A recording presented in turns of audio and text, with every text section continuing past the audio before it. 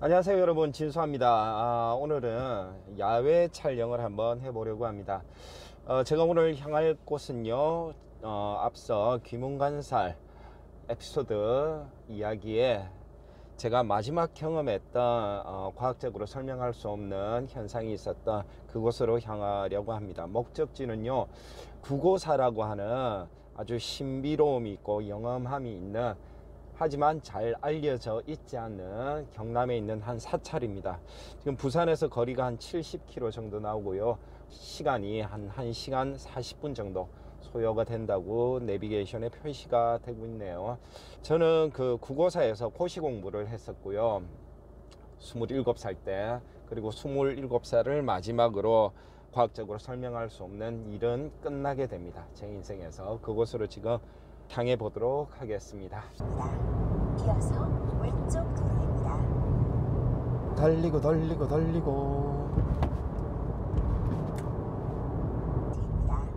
고속도로 구간입니다. 전 좌석 안전벨트 착용을 잊지 마십시오. 규정된 주정차. 자, 구고사를 올라가다 보면 오른쪽 편에 있는 저수지입니다. 예전 그대로네요. 이렇게 저수지가 있습니다.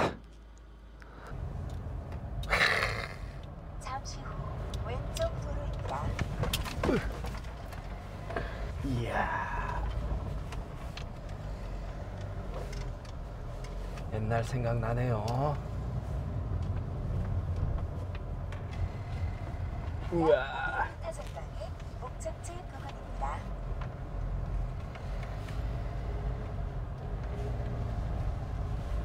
(500m) 남았습니다. 타전방의 목적지 부근입니다. 이야, 구비구비.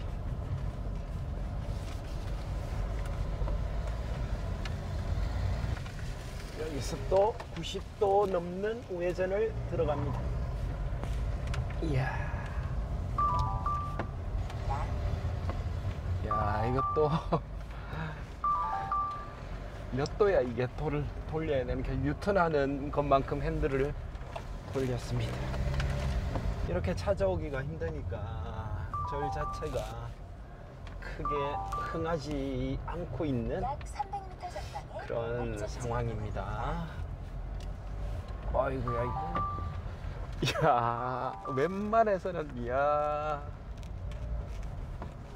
와, 유턴하듯이 지금 계속 올라가고 있어요. 유턴하듯이. 아이고, 카메라 들고 있는다고 팔 아파 죽겠다. 끝까지 가봅시다. 차로 갈 수 있는 끝까지.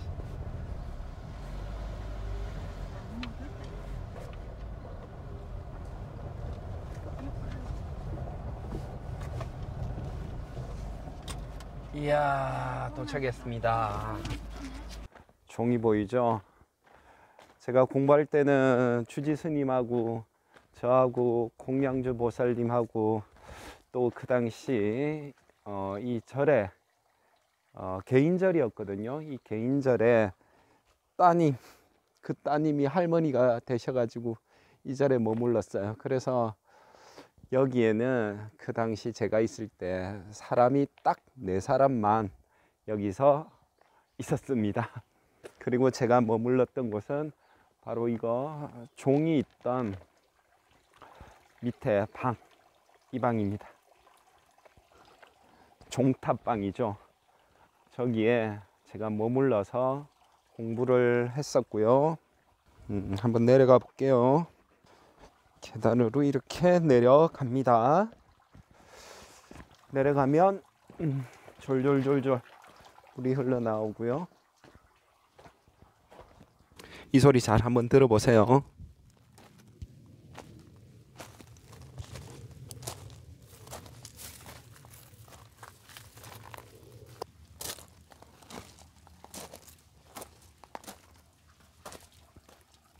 이 소리를 제가 왜 들려드렸느냐 하면, 제가 이 절에서 머물 때 처음 온 날부터 보름 동안 계속 저녁 12시만 되면 이렇게 제 방을 주위로 자갈을 밟고 걸어 다니는 소리가 들립니다.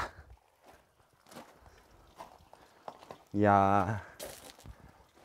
그런데 방에서 공부하다가 처음에는 무슨 생각을 했었냐 하면 그 이전에는 4사람밖에 없으니까 저를 포함해서 다른 분이 둘러보시나 보다 그렇게 생각을 했거든요. 그런데 밤마다 그러잖아. 12시만 되면 3분은 저기 머무르셨고요. 저 혼자 여기 거처했었는데 안에서 공부도 했었고 밤만 되면 그러는 거라. 그래서 재밌는 건 뭐냐면 그 당시에 이 절 주인의 따님인 할머니 그 할머님께서 여기 머물렀는데 사연이 있습니다. 그 할머님이 40대인 시절에 말기암 선고를 받으세요. 그리고 뭐 결혼을 했는데 쫓겨나고 그래서 갈 곳이 없어 가지고 부모님이 이렇게 지어 두셨던 절에 와서 사셨는데 꿈에서 산신령이 나타나 가지고 저 산 위로 올라가면 어떻게 생긴 모양의 약초가 있을 것이다. 그것을 가지고 와서 다려 먹거라. 그 꿈을 꾸시고 정말로 저기로 올라가 보니까 그렇게 생긴 약초가 있었다고 그래요. 그래서 그걸 날마다 부지런히 뭐 그거밖에 할 수가 없죠. 말기암 선고를 받았으니까 잡수고 있다 보니까 나중에 암이 나은 거라 깨끗하게 암이 완치가 된 겁니다. 그래서 40대부터 돌아가실 때까지 할머니께서는 여기 머무르셨고요. 제가 이 절에 들어왔을 당시에도 60대 할머니셨습니다. 그런데 이 구고사가 개인절인데 저 대웅전이 의미가 있는 게 아니라 구고사에서 가장 큰 의미가 있는 것은 약사열애불입니다. 그 약사열애불은 고려시대 때 불상이에요. 처음에 말씀드릴 때 이 절을 지으셨던 분이 개인 분이셨는데 일본에서 일제시대 때 일본에서 사업을 하시던 분이셨는데요.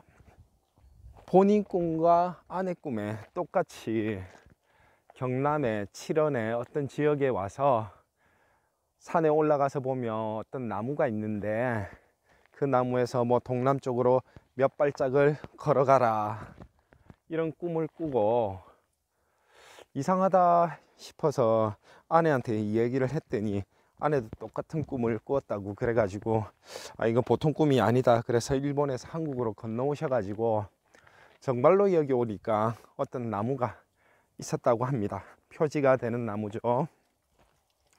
그래서 그 나무에서 동남쪽으로 몇 발짝 걸어가서 발이 멈춘 자리를 땅을 파보니까 고려시대 때 불상이 묻혀 있었다고 그래요. 약사열애불이. 대웅전은 크게 의미가 없어서 그 약사열애불이 모셔져 있는 곳으로 갑니다.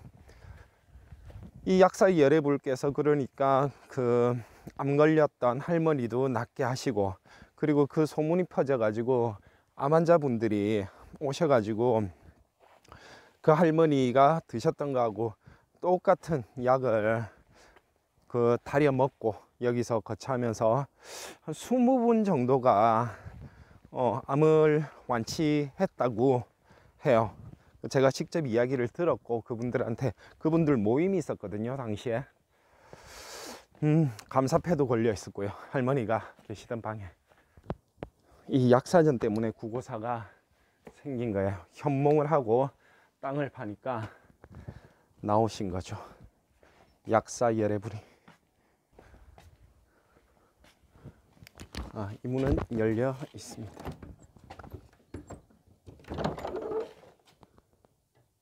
저기 계시네요. 현몽을 통해서 다시 세상 밖으로 나오신 분들입니다. 약사열애불.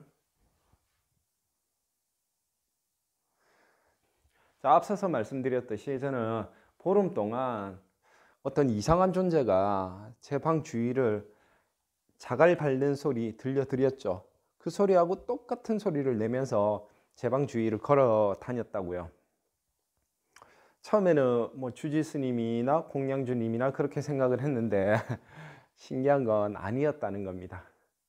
그 밤에 왜 여기 내려와서 공부하는 학생방 주위를 걸어 다니겠냐면서 제가 그러시더라고요. 여쭤봤거든요. 밤마다 여기 뭐 소리가 난다면서 저벅저벅 걸어 다니는 자갈 밟는 소리가 난다면서 그러니까 공양주님이 그러셨어요. 외지 사람이 절에 들어오게 되면 종종 그런 신기한 경험을 한다. 그런 이야기를 해주셨고, 주지 스님한테 말씀드리니까 그러면 광명진언을 외우면서 여기 이 자리에 와서 3000배를 한번 해보아라. 그렇게 말씀을 하셔가지고 네, 알겠습니다. 그날부터 제가 이 자리에서 3000배를 합니다. 약사열애불을 향해서 하루 만에 다 못했어요. 1000배를 하는데 3시간 30분 가량 소요되더라고요. 그래서 하루에 1000배씩 3일에 나누어서 3000배를 했습니다.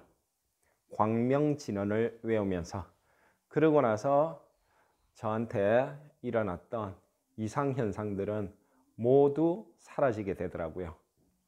밤에 저벅거리면서 방 주위를 돌아다니는 그 현상도 사라졌고, 귀문간살이 있는데 이 귀문간살 때문에 겪어야 했던 과학적으로 설명할 수 없는 일들도 그 후로는 지금까지 한 번도 일어나지 않았습니다.